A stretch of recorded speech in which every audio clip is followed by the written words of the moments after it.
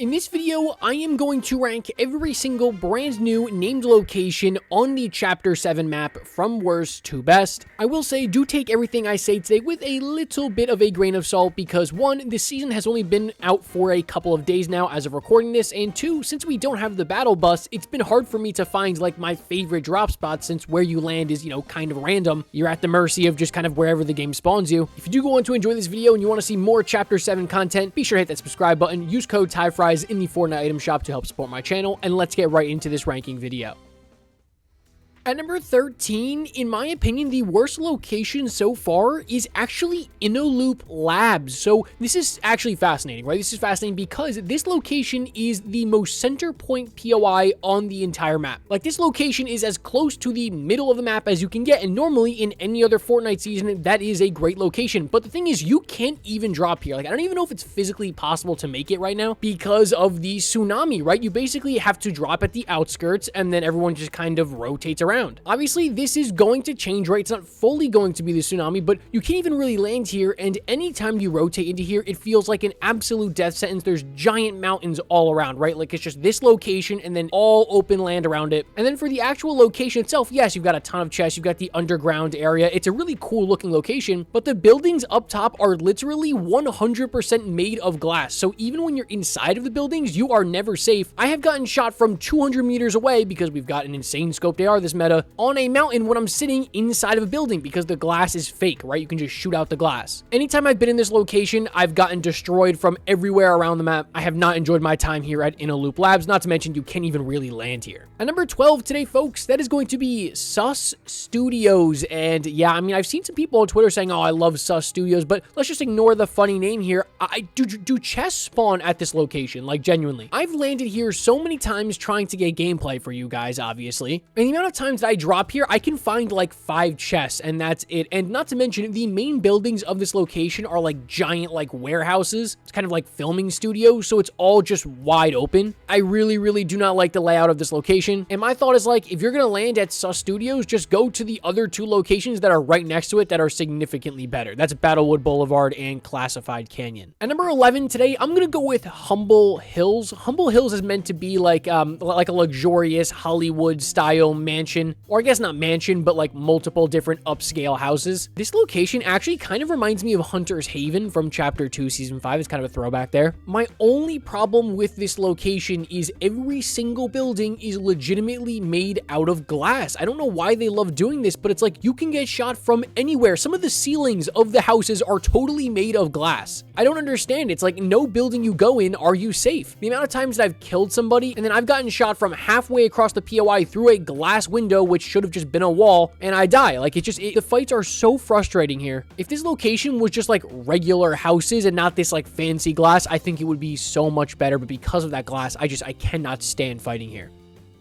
At number 10, I'm going to go with Latte Landing, and honestly, I don't think this is a bad location. I really don't think any of the locations this season are bad. In fact, I think the locations are some of the best things about this new chapter. I just don't really find myself landing here that much. Like, I don't know what it is. I've played the game for hours and hours, but I feel like if I'm on that part of the map, I'm going to go to Sandy Strip, or I'm just going to go a little bit left to Wonky Land. It's this small little community kind of, tucked in the top corner of the map. I don't necessarily have a problem with it. I just haven't found myself wanting to drop there. And speaking of the top right corner of the map, we've got to talk about Painted Palms, which is my next spot on this ranking video. This is the all purple painted part of the map. Aesthetically, it's unbelievable looking. It is gorgeous looking. Unfortunately, I think it just utilizes too much of those Sus Studios style like warehouse buildings that I really do not like. Other than those style of buildings, I think this is a pretty good location. I don't find myself dropping here a ton because, again, if I'm going to be on that part of the map, I'm just going to land Sandy Strip. But I think Painted Palms does what it needs to do well. You've got to remember, being in the corner of the map isn't necessarily a disadvantage anymore like it used to be back in the day because everybody is forced to land at certain locations on the edge of the map. Moving on to number 8, that is going to be Four Fields. That is 4 spelled F-O-R-E. That's because this is a golf course. If you land here and the first thing you thought about was Lazy Links from Chapter 1, yeah, me too, absolutely. This feels like a Lazy Links clone. And while Lazy Links was a really good location,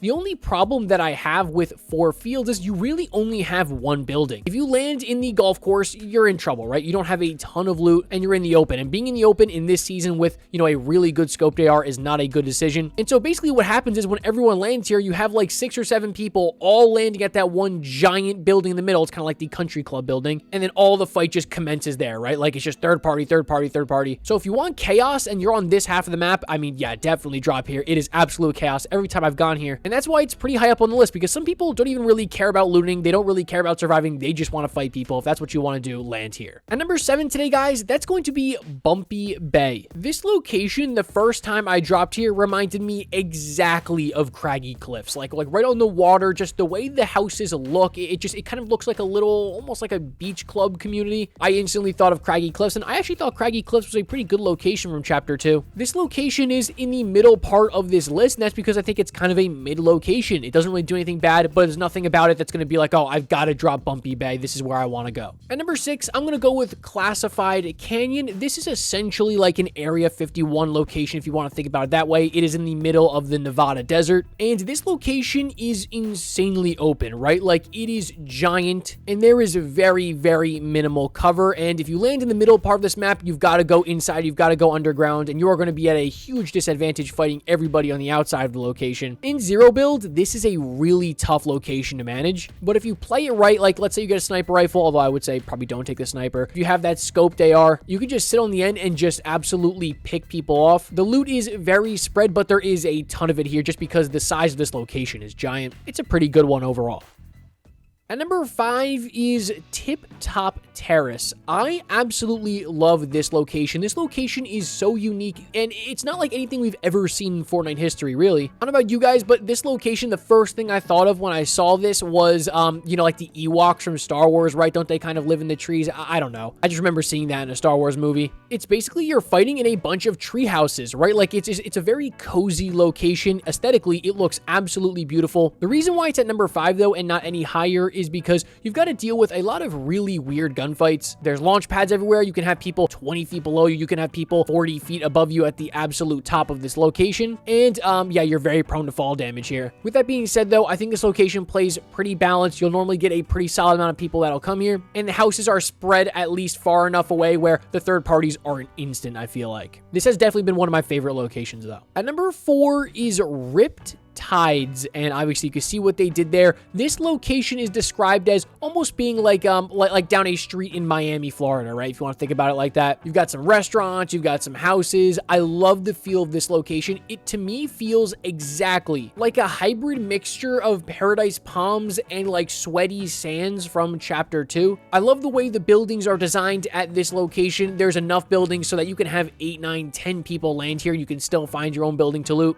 Every time I land here, I feel like I do well. There's a ton of loot in a very convoluted area, and it looks great. It plays great. I don't really have a ton of complaints with this location. At number 3 is the Sandy Strip, and obviously this is kind of mimicking the Vegas Strip. You've got restaurants, you've got clubs, you've got everything you could ever want will be at this location. This is one of the hot spots of this season, absolutely. It's giving me a little bit of like almost like Neo Tilted vibes a little bit. It's super flashy. There is a ton of loot, and there is always going to be people here. I've never landed here on my own. There's always players here. So if you want a good mixture of action and also being able to loot a little bit, Sandy Strip is a great choice, but you do have 2 locations literally right next to it, so the third parties here can be brutal. You'll be fighting here all game. I'm still gonna go with Battlewood Boulevard here at my number 2 spot. I think this location to me might have the most chests out of any Fortnite location in a long time. I don't know the official numbers, right? But that's just what it feels like. There are so many buildings here. It just feels kind of never ending. And so whether you like this location or not will depend on whether you like those fights. Do you like fighting in buildings, or would you rather fight in a wide open, just kind of bloom battle like you do at Classified Canyon? The location is kind of split into 2 halves because you have the road that just goes right through the middle. So it's either you land on the right side of the road or the left side. So much loot. It's absolutely mobbed every time I go here. It kind of feels like a mixture of like a Tilted Towers and a retail row a little bit. I really like this location, and when you find the best way to go about looting this place and to take fights, you're going to end up being really good at dominating this location. Again, another real hot spot this season. Very close to number 1, but it's not at the number 1 spot today, guys.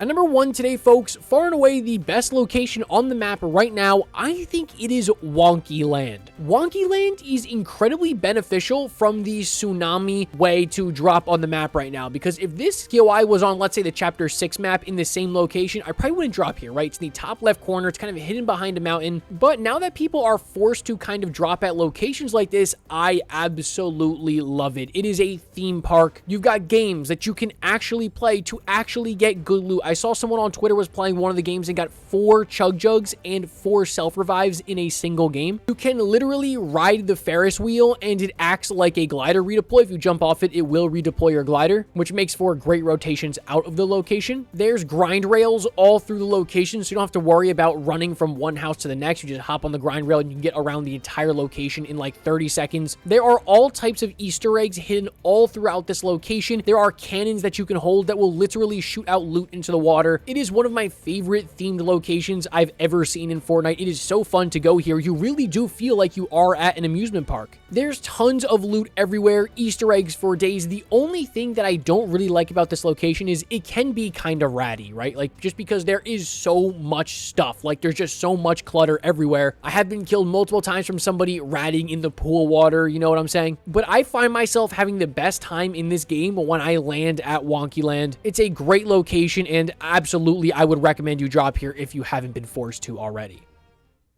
Alrighty, folks, I hope you went on to enjoy that video. Something that I forgot to mention at the beginning of this video is, don't worry about the boss spawns, right? Just like the Simpsons season, the boss spawns are completely random. So you might be sitting here like, oh, Ty, you know, I landed Battlewood Boulevard and the boss was there. Why didn't you start talking about the boss? You know, that's a huge advantage for a location. It's totally random where the boss is spawned, so I can't, you know, favor one location over another because of a boss spawning there, because the next game you could hop in and that boss won't be there. Let me know your guys' thoughts on this ranking video down below. I think we've got an amazing set of named locations. Thank you so much for tuning in. As always, love you guys. Thank you so much for watching, and I'll catch you in the next one. As always, peace.